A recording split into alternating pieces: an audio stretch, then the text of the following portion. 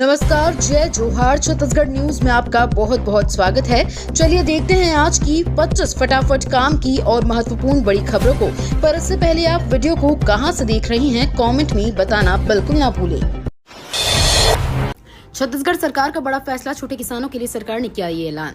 राज्य सरकार ने छोटे किसानों के लिए भी कई ऐलान किए। सरकार के अनुसार चालू खरीफ सीजन 2024 से 25 में राज्य सरकार ने किसानों से अनुमति 160 लाख टन धान की खरीद करने का लक्ष्य तय किया है। इसके लिए एमएसपी पर धान खरीद करने के लिए पिछले सालों की ही तरह बायोमीट्रिक सिस्टम लागू रहेगा। छत्तीसगढ़ को नक्सलवाद से मुक्त करने को लेकर सरकार दृढ़ संकल्पित, बोले सीएम विष्णुदेव साय।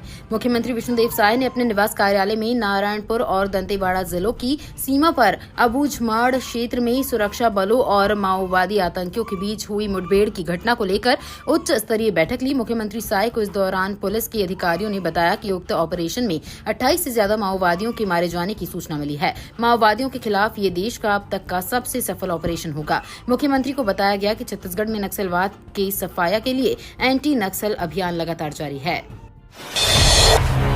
छत्तीसगढ़ में किसान बने खुशहाल, साय सरकार वादे पूरी कर रही है, मोदी की गारंटी। छत्तीसगढ़ को धान का कटोरा कहा जाता है। यहाँ खेती किसानी लोगों की आजीविका का साधन होने के साथ यहाँ की संस्कृति का भी हिस्सा है। ग्रामीण जनजीवन में तेज त्योहार भी खेती किसानी से संबंधित है। साय सरकार ने मोदी जी की गारंटी पर अमल किया है। इसी के साथ कृषि और किसानों की उन्नति के लिए तत्परता के साथ कई कदम उठाए हैं। छत्तीसगढ़ किसानों को धान की सबसे ज्यादा कीमत मिलने के लिए भी जाना जाता है। भाजपा सरकार ने छत्तीसगढ़ की इस ताकत को और मजबूत करने के लिए बजट में अनेक प्रावधान किए हैं। छत्तीसगढ़ और आई हब गुजरात के बीच नवाचार को बढ़ावा देने हुआ ऐतिहासिक समझौता। मुख्यमंत्री विष्णुदेव साय की उपस्थिति में मंत्रालय महानदी भवन में छत्तीसगढ़ के तकनीकी शिक्षा विभाग और आई हब गुजरात के बीच एक महत्वपूर्ण समझौते पर हस्ताक्षर किए गए। इस अवसर पर मुख्यमंत्री साय ने नवाचार और उद्यमिता को प्रोत्साहित करने की दिशा में इस साझेदारी को एक ऐतिहासिक कदम बताया। मुख्यमंत्री साय ने आई हब गुजरात के सफल मॉडल की सराहना करते हुए कहा कि ये समझौता राज्य में स्टार्टअप और नवाचार की दिशा में एक नए युग की शुरुआत करेगा। आई हब गुजरात ने हजारों युवाओं के विचारों, नवाचारों और स्टार्टअप को व्यावसायिक उत्पादों में बदलने में महत्वपूर्ण भूमिका निभाई है। हवाई यात्रियों के लिए बड़ी खुशखबरी, छत्तीसगढ़ में एक और एयरपोर्ट का शुभारंभ करेंगे पीएम मोदी। छत्तीसगढ़ को एक और एयरपोर्ट की सौगात मिलने जा रही है। सरगुजा जिले में दरेमा एयरपोर्ट का उद्घाटन 20 अक्टूबर को होने जा रहा है। बिलासपुर और जगदलपुर के बाद अब अंबिकापुर से हवाई सेवा की शुरुआत हो रही है। प्रधानमंत्री मोदी 20 अक्टूबर को दिल्ली से वर्चुअल जुड़ेंगे और विमानतल प्रदेशवासियों को समर्पित करेंगे। अंबिकापुर के मां महामाया एयरपोर्ट दरेमा से हवाई सेवा शुरू होती ही छत्तीसगढ़ उत्तरी हिस्सा जुड़ जाएगा। दक्षिण छत्तीसगढ़ के बाद अब उत्तर छत्तीसगढ़ से विमान सेवा प्रारंभ हो जाएगी। पहले दरेमा में हवाई पट्टी थी, फिर इसका विकास हवाई अड्डे के रूप में किया गया है। भाजपा मोदी की गारंटी और कांग्रेस बिगड़ी कानून व्यवस्था के मुद्दे पर लड़ेगी उपचुनाव। छत्तीसगढ़ में रायपुर दक्षिण विधानसभा में उपचुनाव का बिगुल बज चुका है और राजनीतिक दलों की धड़कनें भी तेज हो गई हैं। ऐसे में भाजपा व कांग्रेस दोनों ही पार्टियों ने चुनाव के लिए अपनी रणनीति तय कर ली है। भाजपा रायपुर दक्षिण के उपचुनाव में भी मोदी की गारंटी से ही चुनाव लड़ेगी। वहीं कांग्रेस पार्टी का कहना है कि वो उपचुनाव प्रदेश में बिगड़ी कानून व्यवस्था व राज्य शासन की नाकामियों को लेकर लड़ेंगी। इस बात की चर्चा जोरों पर है कि भाजपा के दिल्ली मुख्यालय में प्रदेश से जो 3 नाम भेजे गए हैं उनमें जातिगत समीकरण को लेकर पार्टी का मंथन चल रहा है और प्रत्याशी की घोषणा कभी भी हो सकती है। शहर के विद्यालयों में अब शिक्षा के साथ साथ देंगे बच्चों का मेडिकल रिपोर्ट। शहर के स्कूलों में शिक्षा के साथ साथ अब बच्चों की स्वास्थ्य देखभाल भी प्राथमिकता बन गई है। 25 अक्टूबर 2024 तक एक विशेष स्वास्थ्य शिविर आयोजित किया जा रहा है। सरकंडा के आत्मानंद गर्ल्स और बॉयज स्कूल में शिविर लगाकर आयुष्मान कार्ड बनाया जाएगा। इस अभियान का उद्देश्य सभी बच्चों को स्वास्थ्य सेवाओं तक पहुंच दिलाना है, जिससे भी सरकारी स्वास्थ्य योजनाओं का लाभ उठा सकें। आयुष्मान कार्ड जारी करने के लिए बच्चों को राशन कार्ड और आधार कार्ड लाना अनिवार्य है। इसके माध्यम से बच्चों को आयुष्मान भारत योजना का लाभ मिलेगा। टीबी मरीजों को हर माह मिलेगा 1,000 रुपए। 1 नवंबर से 2 किस्तों में लाभ। छत्तीसगढ़ के कोरबा जिले में टीबी के मरीजों को प्रोटीन व पौष्टिक भोजन प्राप्त करने के लिए मिलने वाली राशि में सरकार ने राहत दी है। अब उन्हें निक्षय पोषण योजना के तहत 1,000 रुपए प्रति माह दिए जाएंगे। इस योजना का उद्देश्य टीबी रोगियों के जीवन की गुणवत्ता में सुधार लाना है। इसके लिए अब तक मरीजों को 500 रुपए प्रति माह दिए जा रहे थे, जिसे बढ़ाया गया। जिले में इस साल 16 अक्टूबर तक 1200 टीबी मरीज मिल चुके हैं, जिनको निक्षय पोषण योजना के अंतर्गत मिलने वाली राशि डीबीटी के माध्यम से 1 नवंबर को उनके बैंक खाते में भेजी जाएगी। मुख्यमंत्री विष्णुदेव साय ने किया उद्घाटन। प्रतिभागियों के मार्च पास्ट से शुभारंभ। छत्तीसगढ़ के रायपुर जिले में 27वें अखिल भारतीय वन खेल महोत्सव का रायपुर के कोटा स्थित स्वामी विवेकानंद अंतर्राष्ट्रीय एथलेटिक्स स्टेडियम में आगाज हुआ। सूर्य कुमार ने खिलाड़ियों का उत्साह बढ़ाते हुए कहा कि खेल जीवन में अनुशासन सिखाता है और खिलाड़ियों के लिए अनुशासन ही आगे बढ़ने का रास्ता है। सभी खेलों का सपोर्ट करना चाहिए, इससे जीवन संयमित बनता है। स्काई नाम से पुकार जाने वाले सूर्य कुमार ने बताया कि वो रायपुर तीसरी बार आए हैं। 2 बार यहाँ मैच खेलने आ चुके हैं। यहाँ इतनी हरियाली है कि पूरा क्षेत्र सुंदर लगता है। जिले के 90,000 विद्यार्थियों को मिलेगी यूनिक आईडी। अपार में रहेगा पढ़ाई का लेखा जोखा। बिलासपुर प्रदेश के सरकारी और गैर सरकारी स्कूलों में पढ़ रहे सभी बच्चों को अब एक यूनिक आईडी नंबर दिया जाएगा। केंद्रीय शिक्षा मंत्रालय की ओर से नई शिक्षा नीति 2020 के तहत अब हर स्टूडेंट को 12 डिजिट की एक स्थायी पहचान आवंटित की जाने वाली है, जिसे अपार आईडी के नाम से जाना जाएगा। इसे एकेडमिक, क्रेडिट, बैंक और डिजी लॉकर से भी जोड़ा गया है। शैक्षणिक उपलब्धि को एक साथ रखने के लिए एक देश एक स्टूडेंट आईडी की कवायद कर रही है। नई राष्ट्रीय शिक्षा नीति 2020 में हर विद्यार्थियों की यूनिक आईडी बनाने पर जोर दिया गया है। यूनिक आईडी के लिए अपार का कार्य प्रारंभ किया गया है। छत्तीसगढ़ में लागू होगा कोर्ट का आदेश। दूसरे राउंड के एनआरआई सीटों पर रोक, बदल जाएगा सिस्टम। दशकों से चला आ रहा एनआरआई कोटे की धांधली छत्तीसगढ़ में खत्म हो जाएगी। पंजाब सरकार के लिए लागू किया गया सुप्रीम कोर्ट का आदेश छत्तीसगढ़ में लागू होगा। हरी भूमि की खबर के बाद हरकत में आई सरकार ने महाधिवक्ता से विधिक राय मांगी थी। स्वास्थ्य मंत्री श्याम बिहारी जायसवाल ने कहा कि अधिवक्ता का अभिमत मिल गया है। उसके मुताबिक सुप्रीम कोर्ट का आदेश 24 सितंबर को आया है। उसके बाद दूसरे राउंड की काउंसलिंग में एनआरआई कोटे की आवंटित सीटों को रोक लगाई जाएगी। नए सिरे से नियम बनाकर हमेशा के लिए सिस्टम को सुधारा जाएगा।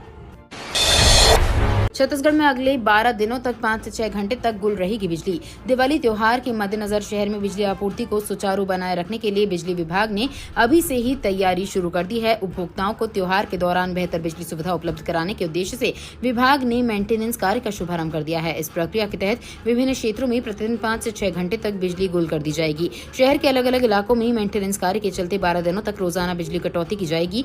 वहीं रिंग रोड, ओमनगर और मगर पारा क्षेत्रों में बिजली बंद रहेगी ताकि आवश्यक सुधार और रखरखाव का काम किया जा सके। विभाग का कहना है कि ये कदम दिवाली के दौरान किसी भी बिजली समस्या से निपटने के लिए उठाया गया है।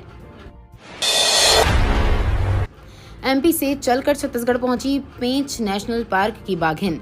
पेंच टाइगर रिजर्व से 400 किलोमीटर की दूरी तय करके एक बाघिन छत्तीसगढ़ के अचान कमार टाइगर रिजर्व में पहुंच गई है और अपना नया ठिकाना बनाया है। पेंच टाइगर रिजर्व के डिप्टी डायरेक्टर रजनीश सिंह ने बताया कि पेंच टाइगर रिजर्व के कर्माझीरी घाट कोहका परिक्षेत्र में लगे कैमरों में दर्ज हुए एक बाघिन वर्तमान में छत्तीसगढ़ के अचान कमार टाइगर रिजर्व में पाई गई है। डिप्टी डायरेक्टर ने बताया कि भारतीय वन्य जीवन संस्थान टाइगर सेल के वैज्ञानिकों ने अचान कमार टाइगर रिजर्व द्वारा उपलब्ध कराए गए बाघिन के फोटोग्राफ का मध्य भारत के विभिन्न क्षेत्रों के टाइगर के डेटाबेस से मिलान किया गया।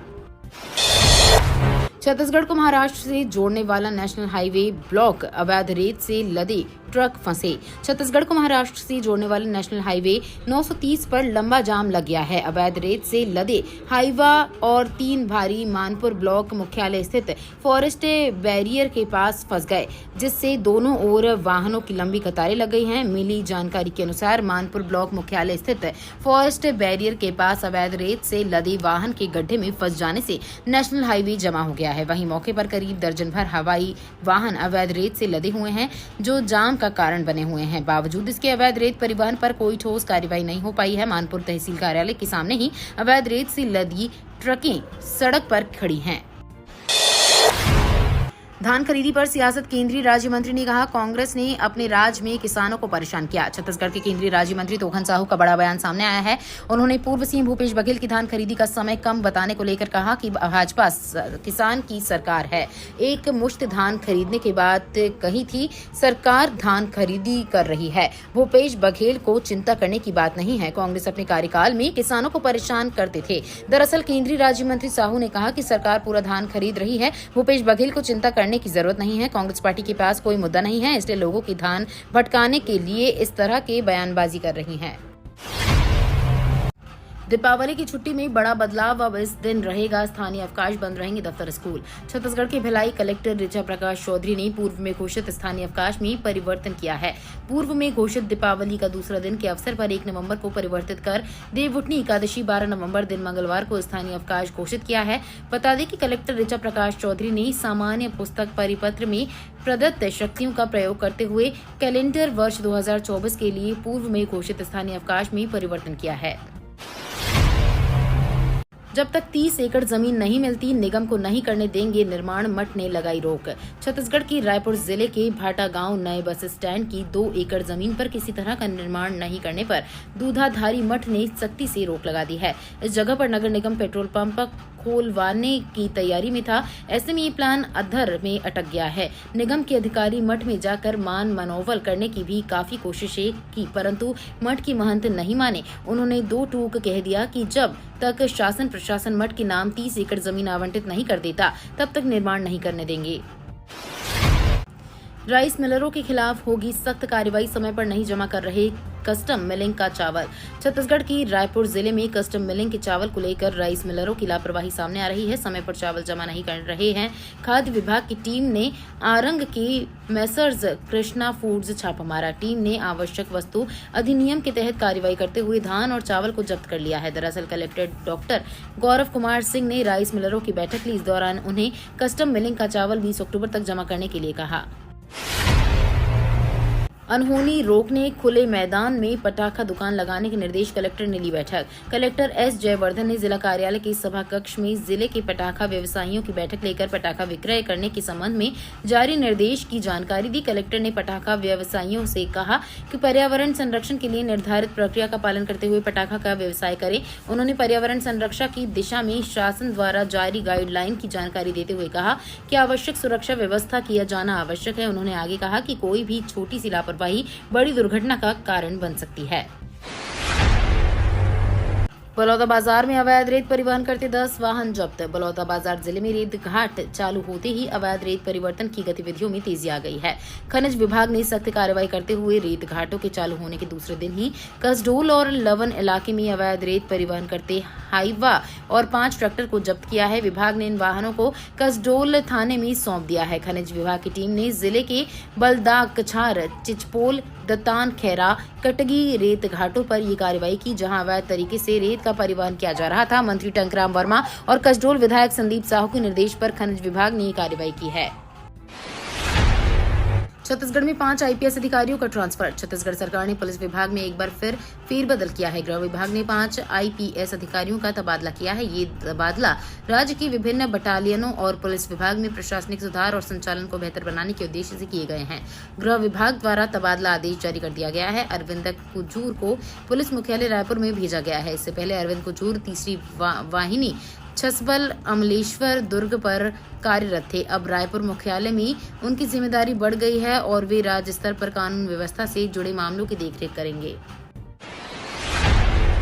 अब कम कीमत पर मिलेगी प्याज, केंद्र सरकार चलाएगी कंडा एक्सप्रेस। केंद्र सरकार ने प्याज की बढ़ती कीमत पर रोक लगाने के लिए तैयारी पूरी कर ली है।